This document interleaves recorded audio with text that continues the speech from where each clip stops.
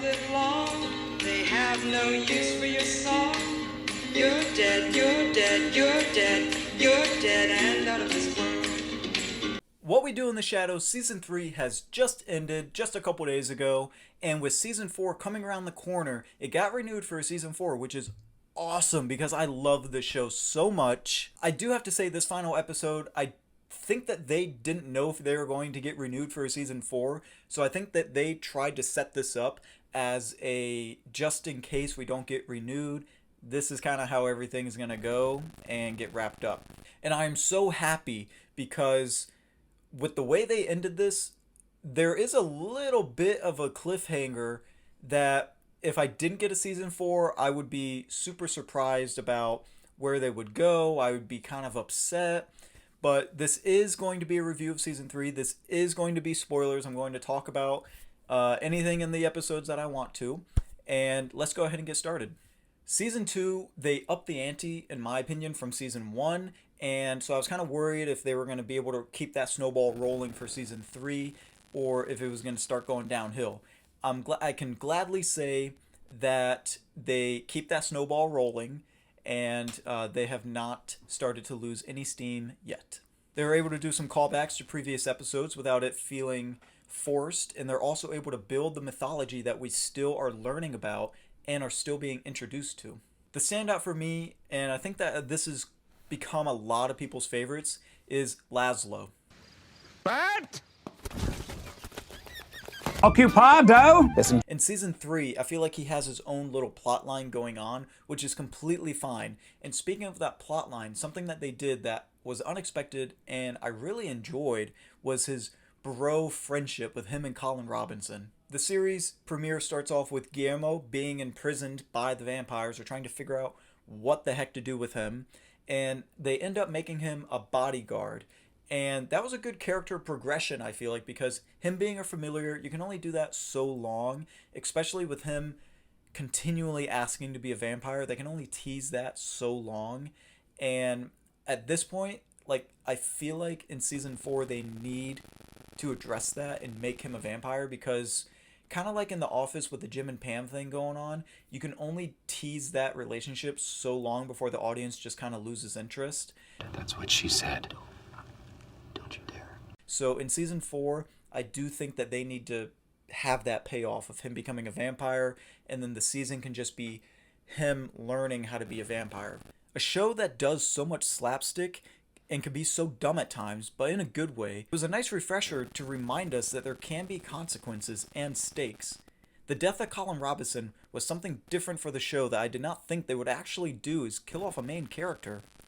I did think that they would somehow bring him back, and in this case they bring him back as a baby, which could be interesting to see Laszlo as a parental figure, especially with his obsession of sex, porn, and just daily shenanigans. Another good plot point was Nandor realizing that he wants to do more with his life. He wants to be more than just what he's doing every day. And we see him kind of wanting to break free from the daily shenanigans and to break free from Naja and Gizmo and Laszlo and even Colin Robinson. Whenever Guillermo is called Gizmo, that killed. I don't know why. I love that. And another one that has become one of my favorite gags is, he's such a little rascal, him. Oh, that little rascal. Just whenever Guillermo's called a little rascal, I think Nandor is actually the only one that calls him that. I don't recall Naja or Laszlo calling him a rascal. But that gag, I'm starting to enjoy that a lot too.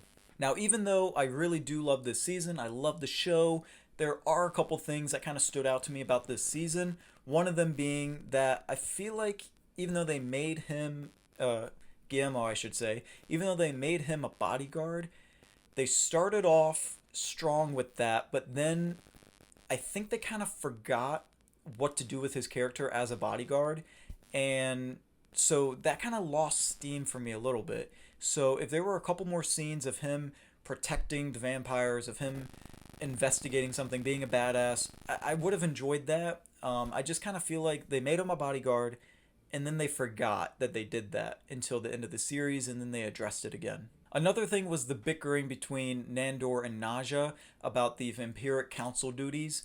To me, that kind of just got a little bit old. They did that for a couple episodes, and then near the end, Nandor kind of relieved his duty. He didn't care about it.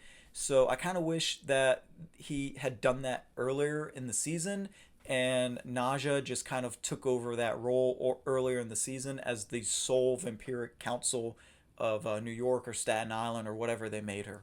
There's also a couple subplots about these characters finding love that to me just didn't really work. So there's a part with Colin Robinson finding love, and Laszlo has to go and rescue him from the chicken lady. I forget what they called her. Oh, the siren. So he had to go and rescue her from him. I'm glad that was only one episode, and they kind of moved past it very quickly. I love Colin Robinson, but I was not interested in him falling in love with a chicken lady that eats people. Another one was Nandor trying to find love.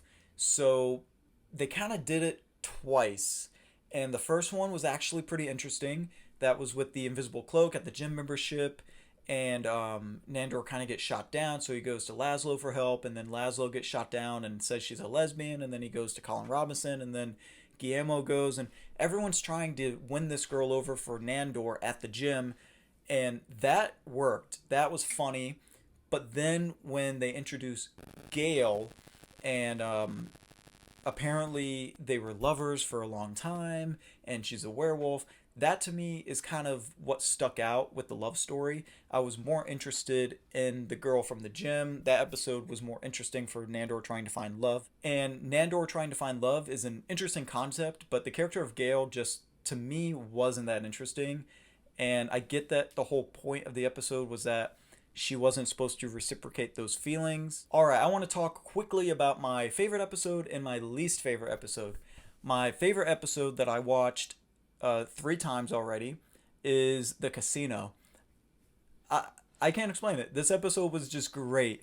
It instantly hooked me. It hooked me just from the opening of them talking about them packing and being excited about going to the casino with their neighbors on this trip, and them talking about the soil. So once again, we get a little more of that mythology that they have to bring their soil with them, and if they don't, the consequences are they kind of start losing their powers. So then Gizmo has to go to each person's continent and country and get the soil and then come back, and then they have to deal with gambling debt. And that episode was really great. That's gonna go down as one of my favorite of all the seasons. Even though there's 3, that's gonna go down as one of my favorites. Now my least favorite, I kind of already touched on this before, so I don't want to dive too much into it. But it was the episode with Gale when Nandor is kind of entranced by this woman that he's been having sex with for centuries and hooking up with, or not centuries, decades, whichever one is under 100 years. So that episode, you find out she's a werewolf all along, and that she was kind of just using Nandor. So that episode to me kind of felt like a filler episode. All the other ones kind of sort of had more of a purpose than that. So out of 10 episodes, that's the one that kind of stuck out to me. So have you seen this series before? Once again, they are going to be making a season 4. It cannot get here fast enough. I'm so excited for season 4. In the beginning of the video, I kind of already addressed where I would want to see season 4 go. So hopefully they do that. If they don't, I don't know where you would go with this series, to be honest, but I'm sure they'll figure it out. So until then, if you like this video, don't forget to hit that subscribe button down below. Thank you for stopping by, and before I go, not you, Guillermo. Star Wars get the